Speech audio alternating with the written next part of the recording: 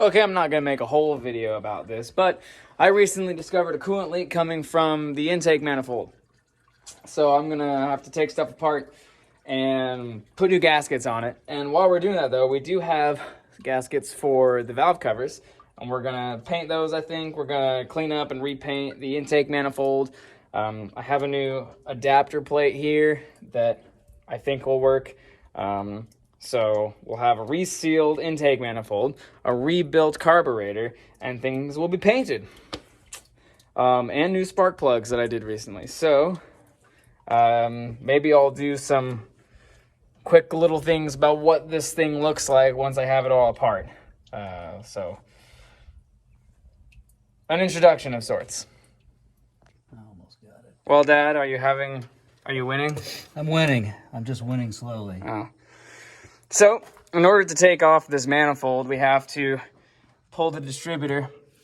So, take off your cap. This is my recommendation. Put a mark on the distributor in those two places. And then this one's easy. It just runs right to there. So, we'll be good there. And we'll know that it points basically straight forward is where it's at right now. So, that should be easy when we put it back in. And then when you pull it out, make sure that you notate.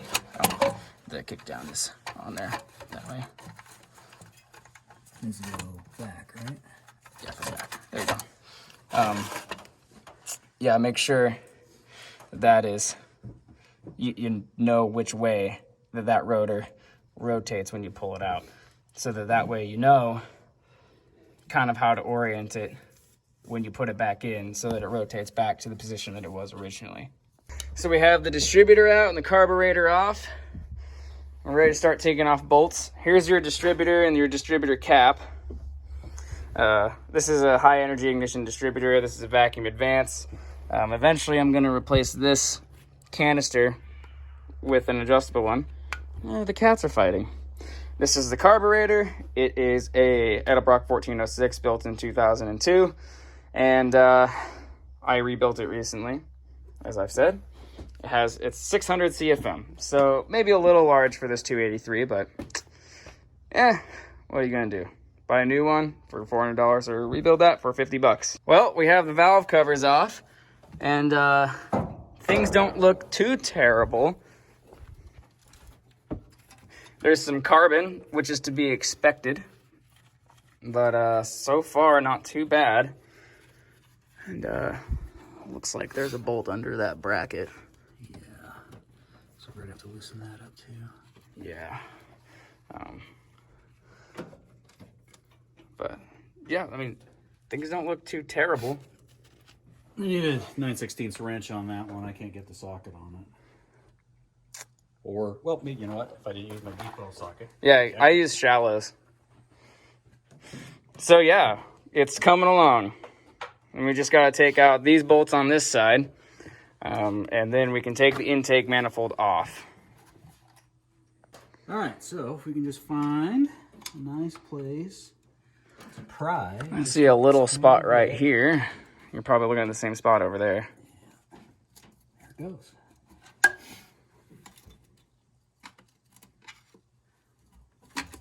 Oh, yeah. All right. Kind of fish it around the wire, but off she comes. Oh, it's heavy. That is to be expected. Oh, I want to clean that out, I guess. Yep. Yeah. Turn her over. A little grungy. A little grungy. Let's take a look at these gaskets here.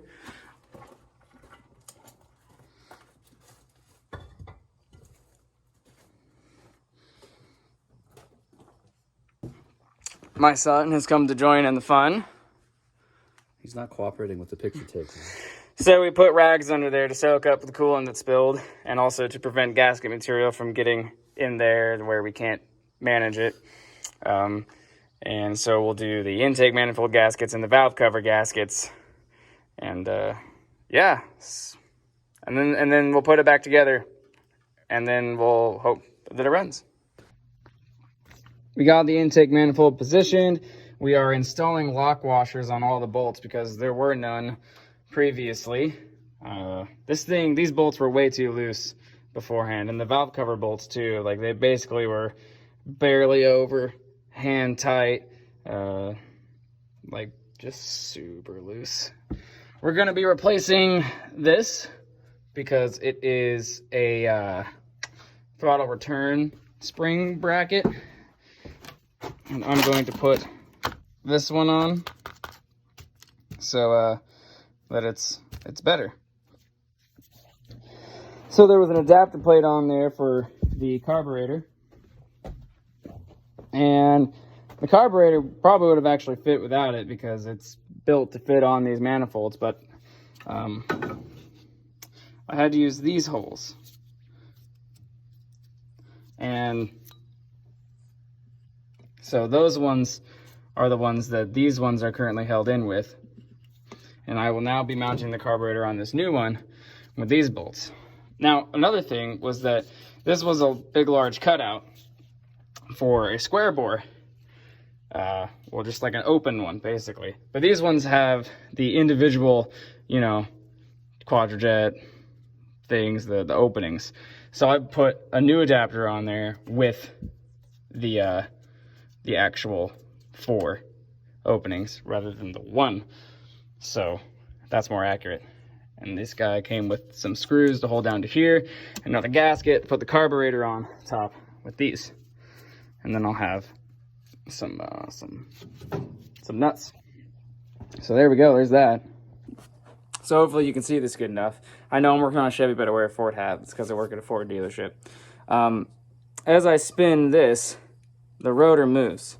And we made our marks earlier here, and I put a 1 next to it, and then here I put a 2 next to it. So the 2 is where it was when it came out. So that's where we want to position the rotor. And I know that this mark here will align with the mark that I put on the block. So I want to just put this in with this pointing that same direction, and then drop it in, and it should spin back to 1, mark 1. So that's what I did. I lined this mark up with this mark, and I pointed it this way. And I lined this mark up with this mark, and then I just wiggled this around until it just fell right in there. And now it's lined up exactly where it was when the engine was shut off. So the ignition timing will be exactly where it was in relation to the pistons and everything like that. So it should start right back up once we get everything back together. Fast forward until it's dark out. We repainted the valve covers poorly, as you can see. It was getting late and it was still not completely dry, so we just put them on and said, screw it, we're gonna rebuild it eventually anyway. But we got this repainted. That's on there. I used my fancy snap-on coolant filler tool to fill the coolant. This way you don't have to burp the system. You pull a vacuum and then you stick this end in coolant and it sucks it right in. And what else? We got all of our hoses reconnected. We got our sending units reconnected. We got gaskets in place, and everything is, in theory, lined up just the way that it should be. And now is the moment of truth that we have been waiting for. My son left his cup out here. Okay, now.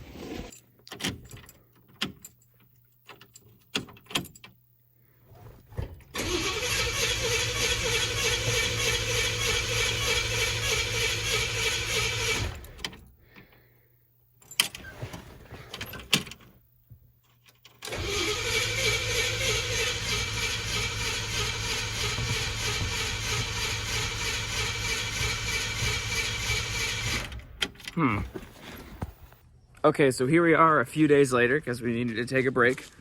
In the last clip you saw that this vehicle would not start. The Impala would not start because I'm an idiot. Whenever you do what I was doing, make sure you plug this wire here back in. The power to the ignition coil. If the ignition coil doesn't have power, it won't start. After getting the car started the other day, we did drive it around a little bit. We made sure the timing was set properly, tuned the carburetor a little bit, and went for a drive. But then we started smelling oil and a bunch of blue smoke was coming up behind us, and we were like, oh no, we just did this work. I hope nothing bad is happening. Well, it turns out this little hose right here, which is for the oil pressure sending unit, had melted through by sitting on the exhaust manifold. And there we go. Just a tiny, teeny little leak was springing out right there.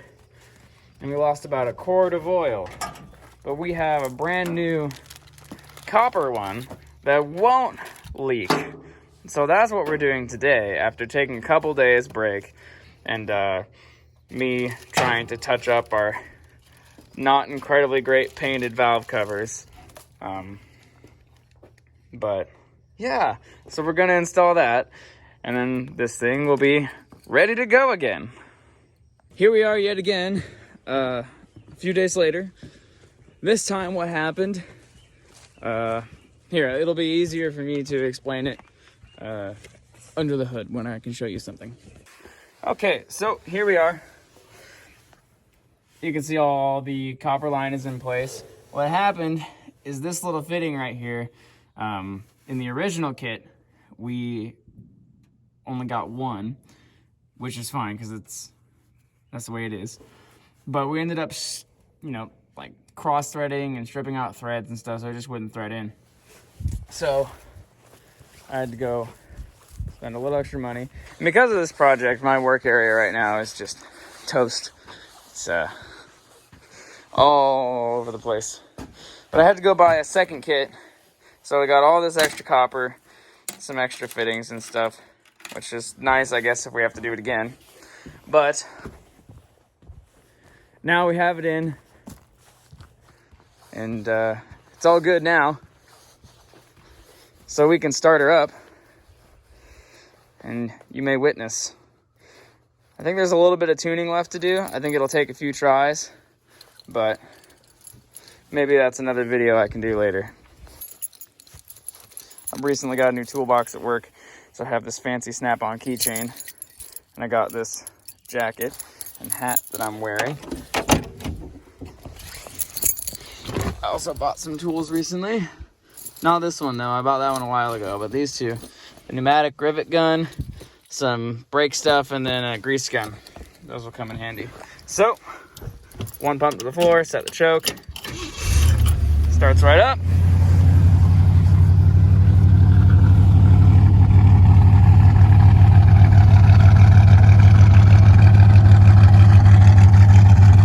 So before, on the side that the coolant was leaking on, there'd be a bunch of white smoke coming out of the tailpipe on a cold start. Now it doesn't have it. So that tells me that some coolant was probably leaking down into, like by the valves or something.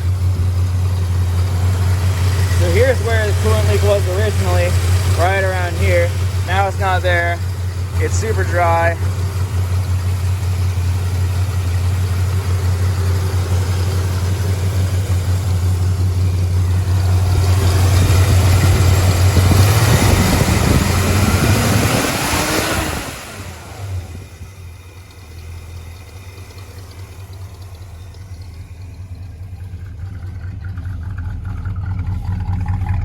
Cold start, so I mean, you can tell it's cold by the way it sounds.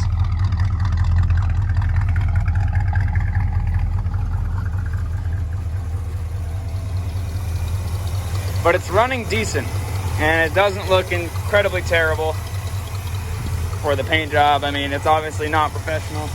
As you can see, it's not completely straight here.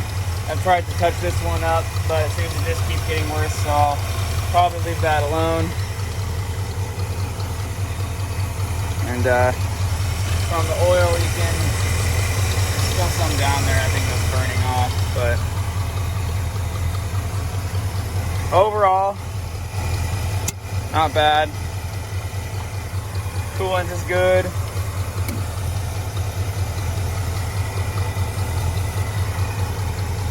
So yeah.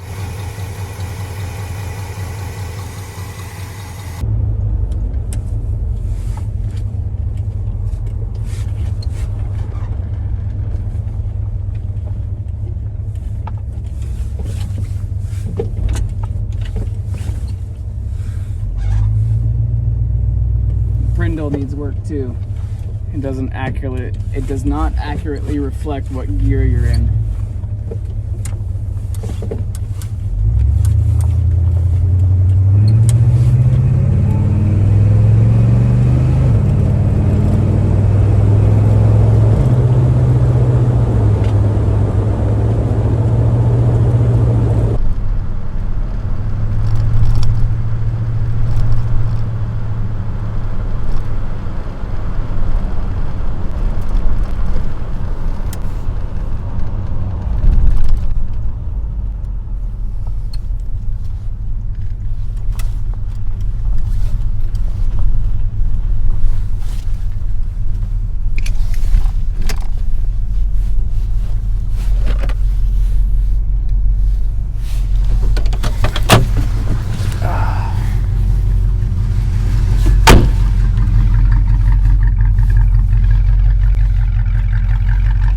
I have a taillight out on that side, which is weird because it was this side before. So that's another thing I'll need to do. If I tap it, does it work?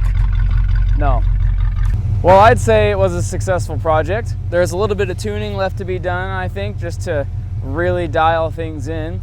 But it sounds better, it runs better, and only more good things to come. So if you watch this, I hope that you learned something and that you were a little entertained, at least. And if you made it this far, then you've probably stuck through at least 11 or 12 minutes of stuff. So good on you. Until next time.